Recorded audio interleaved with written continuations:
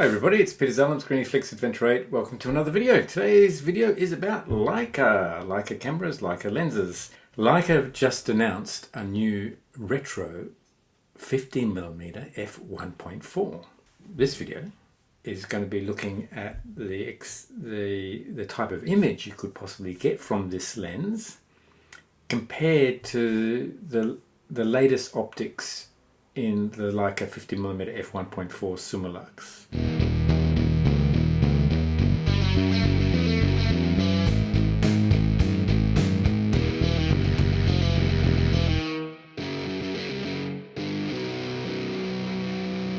My favorite focal length, and that's 50mm focal length. I love it for portrait work, I love it for general photography. It seems to be the lens that I gravitate to the most, or the one that I like the most.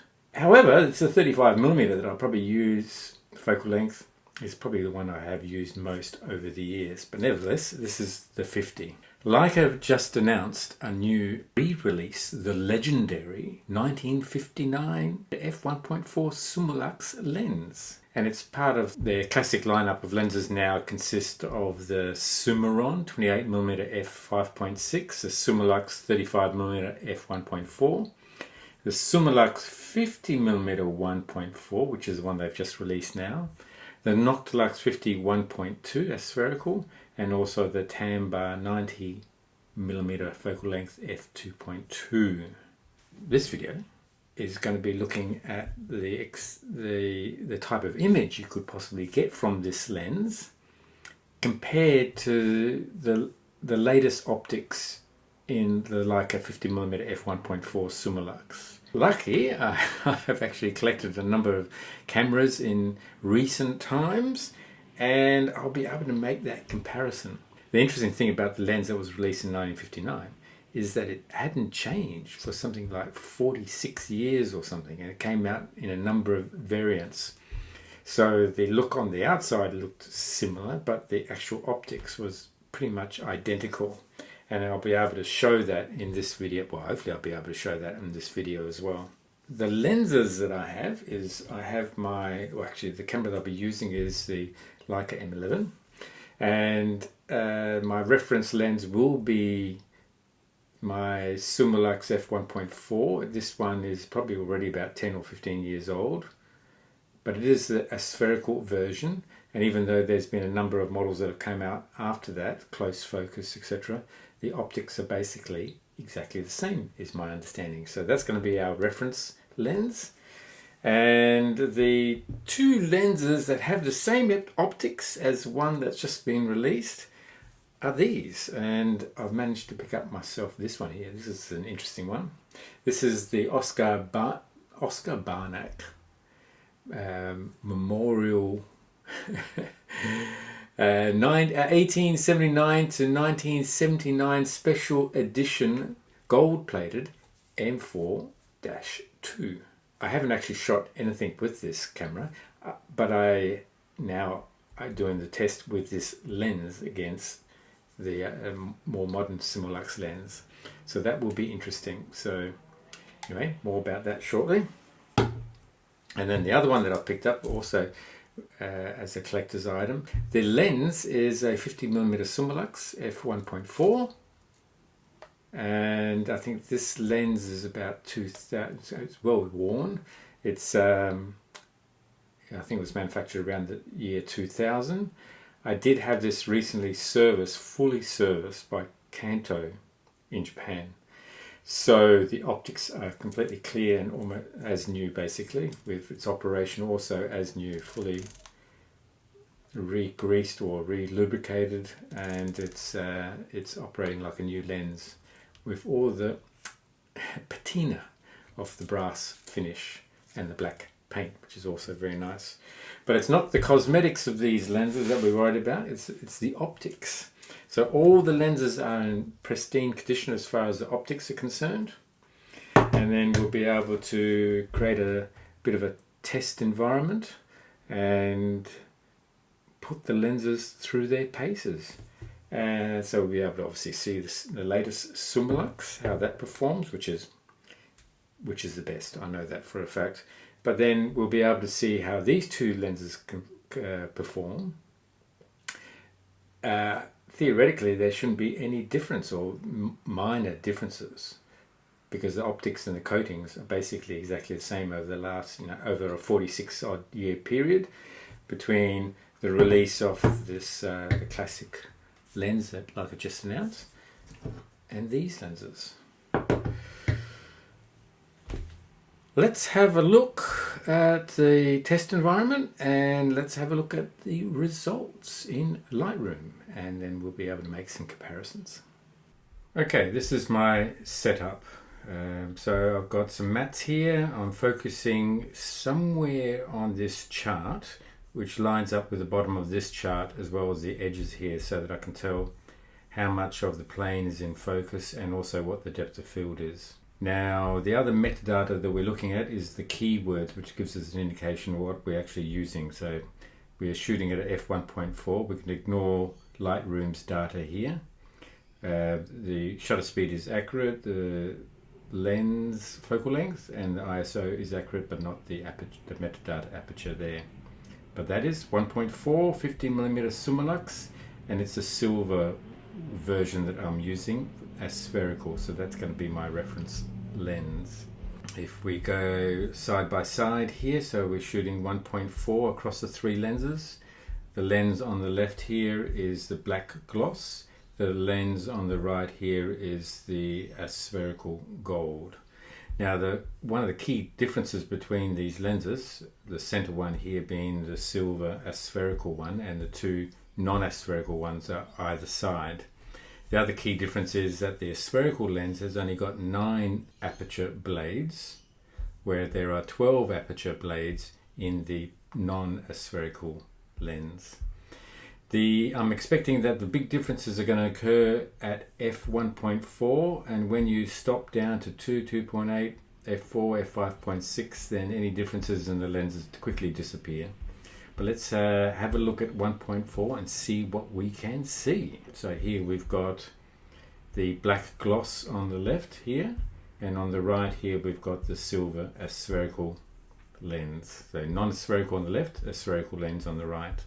Okay, so let's zoom in 100% and see whether there's anything that we can see or notice any differences. The aspherical lens, the silver aspherical lens here on the right, I know from past experience it's going to be higher definition wide open as well as higher contrast wide open, and we can just see that here between the two lenses, aspherical on the right, non-aspherical on the left. And if we have a look down here so we can see the depth of field, you can see that there's a little bit more contrast with the silver aspherical lens versus the non-aspherical lens. But as far as the definition is concerned, they're so close with regards to the detail. It's just the spherical lens is a bit more contrasty, so it looks a bit sharper. But if you look at these lines here, yes, I think maybe it's a bit sharper. The spherical lens is a bit sharper than the non-aspherical lens, well, which is what you would expect. And when you go to the edge of the photograph, the non-aspherical starts to drop off, whereas the spherical is still pretty sharp, or very sharp, towards the very edges. And you can see that here on the left hand side of the photograph. Non-aspherical on the left, spherical on the right. If we go around to the very other edge, you can see that the spherical lens is sharper on the edges compared to the non-aspherical. So there's no surprises there, but if you've never seen the difference between the non-aspherical and the spherical lens, well, this is what you're getting when you're shooting wide open at f1.4.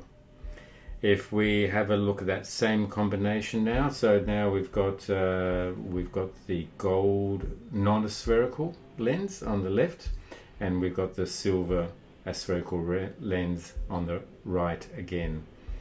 If we zoom in and have a look at the two lenses, again, it's debatable. It's very hard to tell the difference between the two lenses, really. So the spherical on the right, non-aspherical on the left. So that's in the center. If if we look just below the center here, it's very hard to tell them apart here. You can see where the focus point is from the mattes. They're very similar as far as the focus point is concerned. Probably the spherical lens again has just a little bit more contrast in it than the non-aspherical gold lens. So the gold lens is 1979 version, but it's the same optics. So again, the same optics that you would expect from this new released 1959 version that's been released in 2025. And when we go towards the edges, again, the spherical lens is sharper towards the edges compared to the non-aspherical. And if we go to the other side, we see the same thing. If we look at the bokeh in the background here, again, similar bokeh. There's spherical on the right side here, the non-aspherical on the left, and you can see the lights here. What other things can we see in the bokeh? Very similar, maybe slightly different between the non-aspherical and the spherical lens here.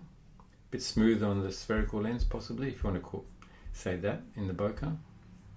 Now let's have a look at this again at 1.4. We'll have a look at the two non-aspherical lenses side by side.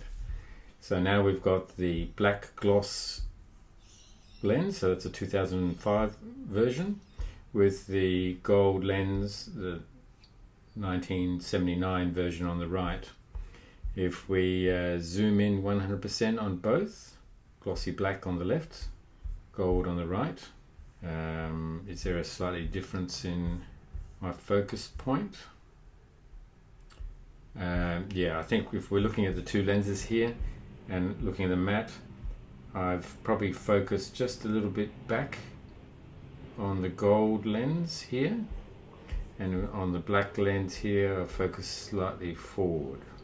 As far as the sharpness is concerned, it's probably the same, which you would expect because this should be identical optics.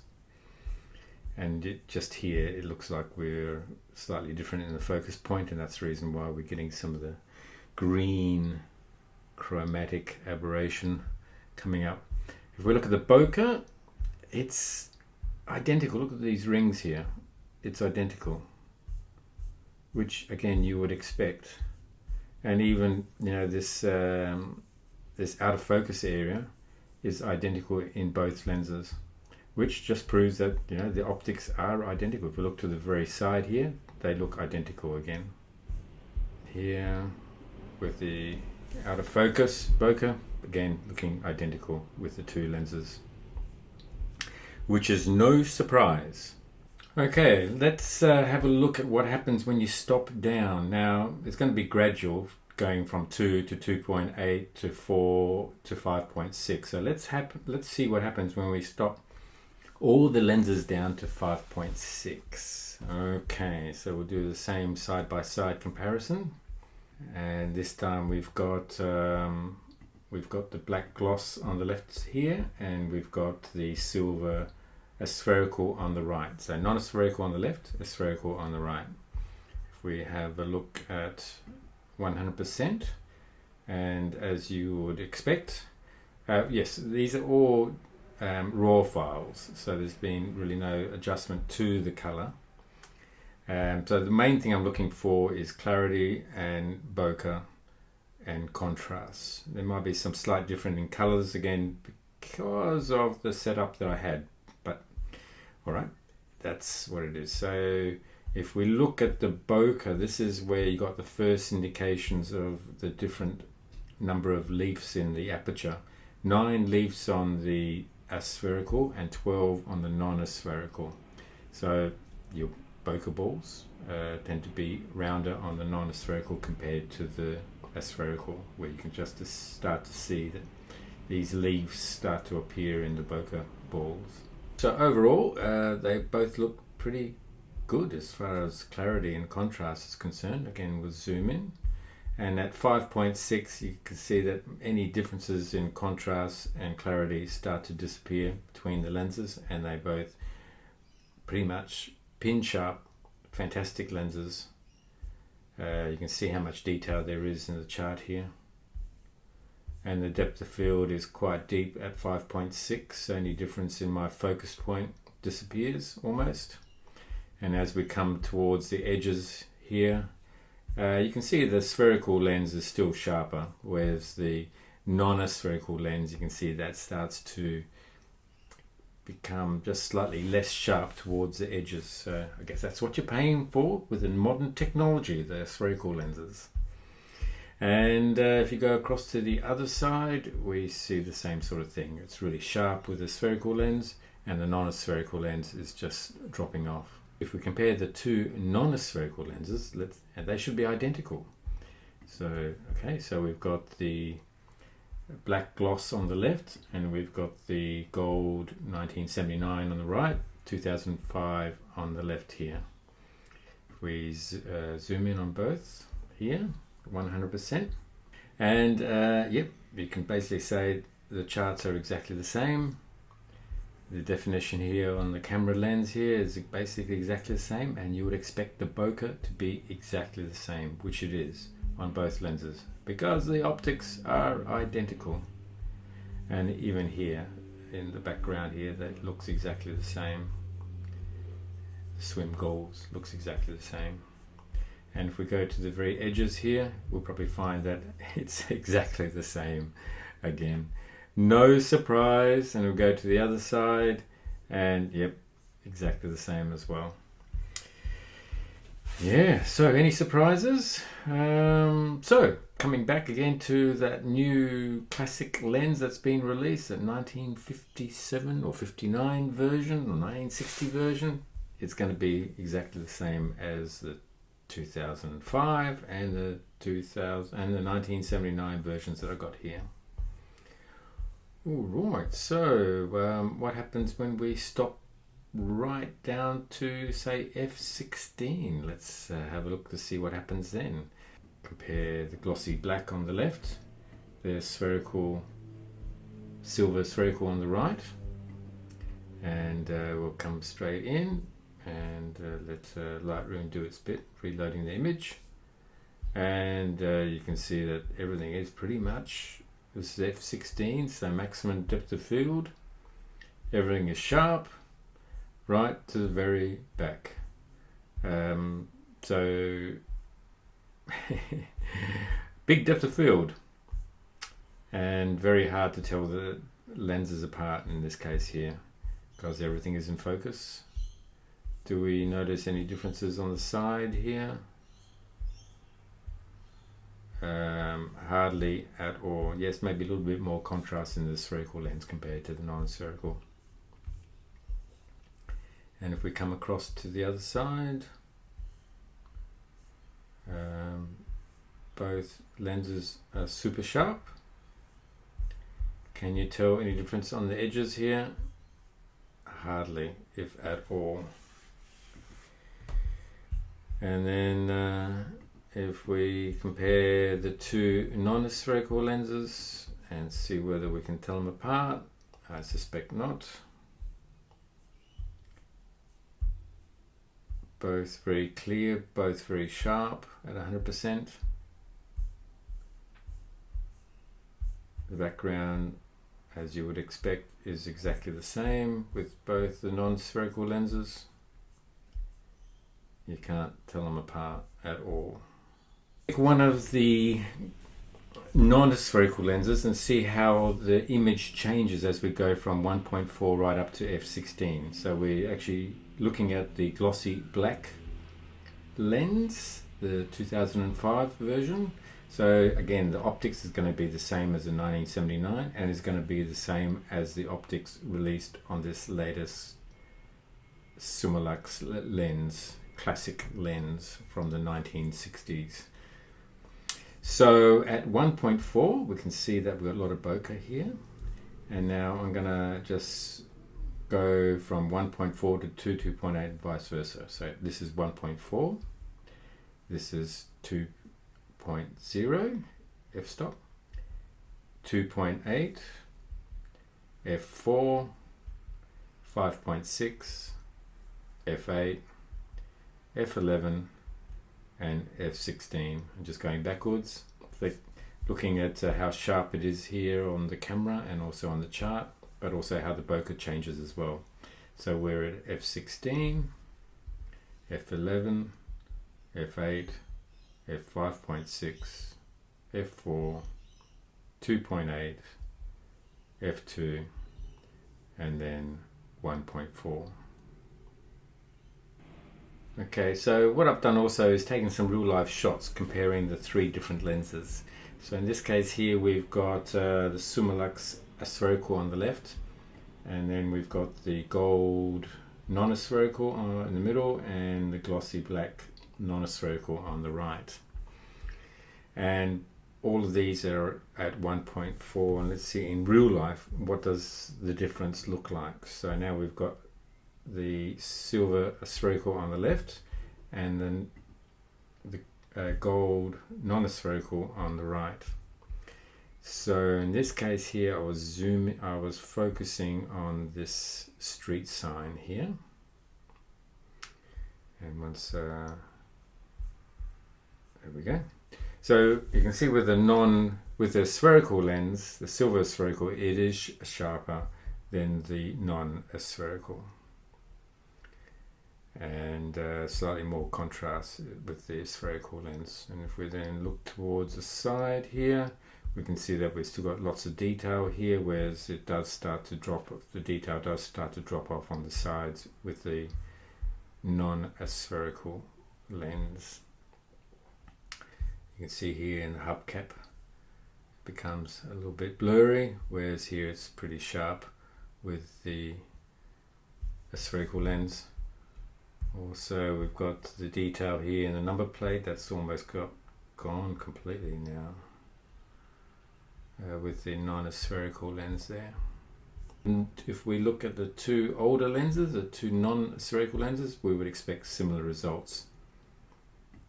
So here we've got the gold lens on the left and we've got the glossy black lens on the right here. And yeah, you can see that both lenses are producing pretty much the same image here. We come up the top, again pretty much, well, identical. Again, that's what you would be expecting because the optics are the same. So there's no surprises there. Yep, you can see here that the number plates just about disappeared on both of them and they look identical. Okay, I tried another scenario here of photographing into the sun and trying to get the sun into the frame as well. So we've got the silver aspherical lens on the right and the two non-aspherical lenses on the left here, and they all shot at 1.4 wide open. So look, I wasn't very consistent here, but let's have a look. So we've got black gloss first, then the gold, and then this last is the spherical lens. So if we look at full frame, full picture here, so we've got the sun in there, and look, I think this is a glossy black first. So the way I've taken the photograph, we didn't get any flare there. And the next one also, yeah, we've got a bit of flare happening there. And then the spherical lens here, we've also got a bit of flare wide open at f1.4, but otherwise the contrast is very good here. At a glance here, it's hard to tell the lenses apart with the way I've taken the photograph. Got the same scene, but I've stopped all the lenses down to f16 to see what sort of flare I can reproduce having the sun in the frame. So this is quite interesting. So we've got the aspherical lens on the right hand side and then the two non-aspherical lenses on the left hand side, glossy black and then the gold lens here. So the glossy black and the gold lens, I've managed to replicate exactly the same flare on both. Again, the same optics. Slightly different in color, even though the coatings are supposed to be the same. and then the spherical lens on the right hand side, which is very different, so you get very little flare coming through there, a little bit of a hint there. If we have a closer look at the full frame here, you can see that's the two non-spherical lenses, and then the spherical lens. Yes, a bit of flare, a bit different compared to the non-spherical lenses. The conclusion, will you come to the same conclusion as me? Which is that the new classic lens, the Summilux 50mm f1.4, should theoretically be pretty much exactly the same as the optics on these two lenses, the 1979 lens of the Summilux and also the 2000 lens of the Summilux. Yes, the outside is a bit different, but basically the optics should be exactly the same as these two lenses. The Summilux Aspherical is the best of the bunch. The latest version of this, the close focus version, as well as the different focusing ring versions, will be basically the same as this lens. So if you are contemplating getting the classic lens, then at least you've got some reference points as what you could expect from the images that you'll get. I hope you found this interesting. I hope to put a roll of film through my Oscar Barnack camera at some stage in the future. More on that probably in the future as well. But I hope you enjoyed this video. If you did, then give it a thumbs up. That's how you support the video and support the channel. If it's the first time to my channel, you haven't already subscribed, then do press subscribe, press notifications. You'll be notified when the next video is out. Thanks again for watching. I look forward to seeing you on the next video. Cheers. Bye.